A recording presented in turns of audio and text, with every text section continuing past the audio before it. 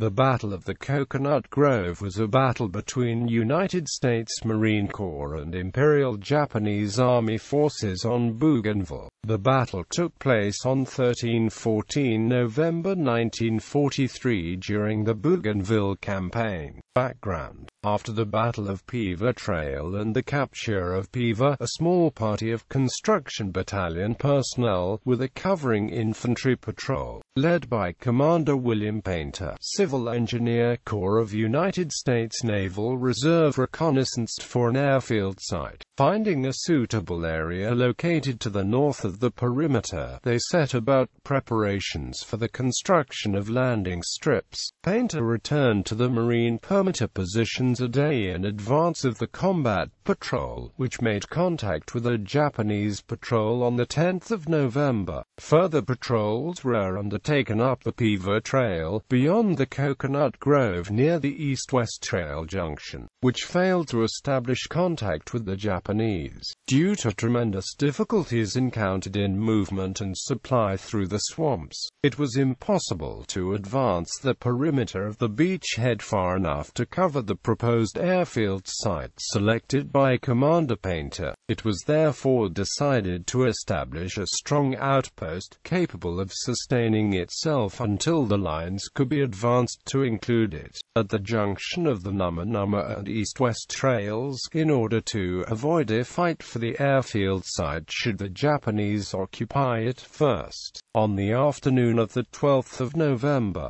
General Alan Halternage, commander of the 3rd Marine Division, directed the 21st Marine Regiment to send a company patrol up the Numma Trail at 6:30 on the 13th of November. The patrol was to move up the Numma Trail to its junction with the East-West Trail and reconnoiter each trail for a distance of about 1,000 yards, with a view of establishing a strong outpost in the vicinity in the near future, with Company E, 21st Marines led by Captain Sidney Altman assigned to the mission. Afterward, further orders came from headquarters that the patrol should be increased in strength to 2 companies, with a suitable command group and an artillery forward observer team. The mission was modified in that the outpost at the junction of the East-West and Numma trails was to be established immediately. In view of the importance of his assignment, Colonel Evans Ames, commander of the 21st Marines, sought divisional orders to send the entire 2nd Battalion, which was granted. Orders were issued from the 2nd Battalion, 21st Marines, under the command of Lt. Col. Eustace Smoke, to move Company E out at 6:30 on the 13th of November, and proceed to an assembly area in rear of the front line of the 9th Marine Regiment, and awaiting until the remainder of the battalion joined it. Battle. On the 13th of November, Company E, having cleared its bivouac area at 6:30, proceeded to the assembly area in rear of the 9th Marine Regiment front lines, where it awaited further orders. The remainder of the battalion was supplied with rations, water and ammunition, and awaited the arrival of the artillery forward observer party. At 7:30, Company E was ordered proceed out the Numma Trail and begin to set up the outpost, without the rest of the battalion, and at 8 o'clock proceeded up the Numma Trail without incident. When the company had reached a point about 200 yards south of its objective, it was struck by heavy fire coming from a Japanese ambush at 11:05.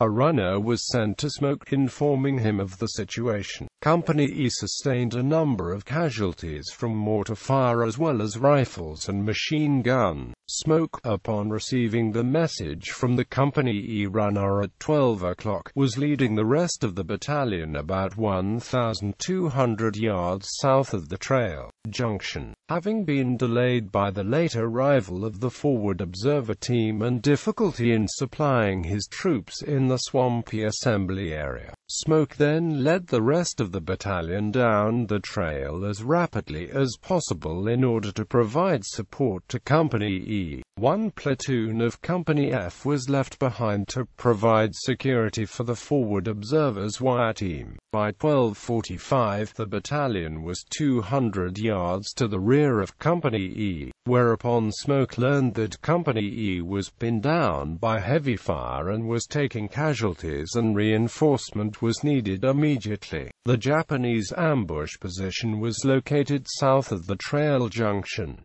Smoke promptly ordered forward Company G, under the command of Captain William McDonough, to reinforce Company E, while Company H, led by Marge Edward Clark, was ordered to provide 81 mm mortar support for the attack. Company F, led by Captain Robert Rapp, the platoon protecting the wire team, was ordered into reserve and await orders. The artillery forward observers party was ordered forward to Company E under Marge Glenn Fissel, to make an estimate of the situation and call in artillery concentrations to prevent the Japanese from maneuvering. Upon arrival of the artillery forward observers party in Company E's lines, Fissel observed that the greatest volume of fire was coming from the east side of the trail, in the direction of Peaver River, promptly calling for an artillery concentration in that area. Receiving conflicting reports, Smoke, in order to obtain more accurate information, displaced his command post forward into the edge of the coconut grove through which the Numma trail ran. Fissel was able to make contact with Smoke and advised that Company E needed help immediately. Smoke, after a quick reconnaissance, ordered Company F to pass through Company E, resume the attack, and allow Company E to withdraw, reorganize, and take up a protective position on the battalion's right flank. Company G, which had reached a position to the left of Company E, was ordered to hold. Company F began its movement forward, and Company E, finding an opportunity to disengage itself, began a withdrawal, redeploying on the right of the battalion's position. Company F failed to make contact with Company E nor with Company G. During the withdrawal, Fissel was wounded, unable to determine the exact locations on the battalion's companies. Smoke sent several staff officers to determine the exact positions of his companies. Company F could not be found, and a large gap existed between the right flank of Company G and the left flank of Company E, which left the battalion in a precarious position. As a result, Smoke ordered Company E to move forward, contact Company G, and establish a line to protect the battalion's front and right flank. In the meantime, Company G was to extend its line to the right in order to tie in with Company E. By 16:30, Smoke decided to dig in for the night, with his companies suffering fairly heavy casualties. Company F was missing, and communications with regimental headquarters and the artillery had been broken. At 1700, the gunnery sergeant of Company F reported in person to the battalion command post. Company F had moved out as ordered from its reserve position to the lines held by Company E, however, had veered too far to the right and had missed Company E entirely. Company F proceeded onward and found itself in a position behind the Japanese lines.